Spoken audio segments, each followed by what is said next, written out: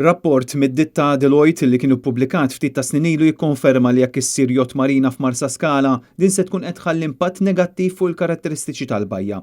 Dak iż-żmien l-awtorità tal-ippjanar kienet qalet li hija improbabbli li ssir marina f'din iż-żona u li minn 18 il-żona li kienet ikkunsidrat 9 minnhom inkluż ta' Marsa Scala kienu esklużi minħabba li mhux vijabbli, kemm minn aspett ekonomiku kif ukoll minħabba l-impatt ambjentali li din tkun qed tħalli.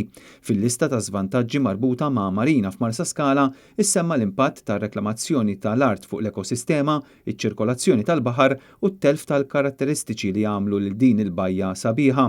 Dwar dan il-proġett, il-kap tal-Partit Nazzjonalista Bernard Grech kien ċar ħafna. Gvern ġdid nazzjonalista jirtira il-pjan ta' Robert Abela li min-naħa tiegħu qed iħalli bib miftuħ għal din il-marina.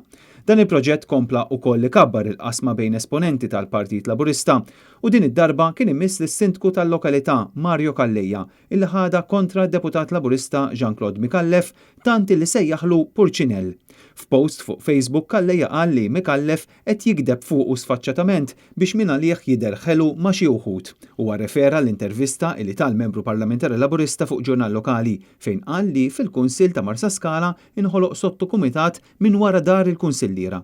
Filwaqt illi Mario Calleja gidbu pubblikament qal lil Jean-Claude Mikallef illi jekk jaħseb li l-politika tat-taħwit u l-gideb se tmexxih il quddiem sejjer żbaljat. Din mhix okkażjoni iżolata fl-aħħar jiem fejn rajna kandidati u esponenti tal-Partit Laburista, deputati, sindki u kunsillieri joħduha apertament kontra xulxin, kollu frott ta' tensjoni illi ħoloq Robert Abela bil-pjan tiegħu illi jħabbar elezzjoni bikrija f'Novembru.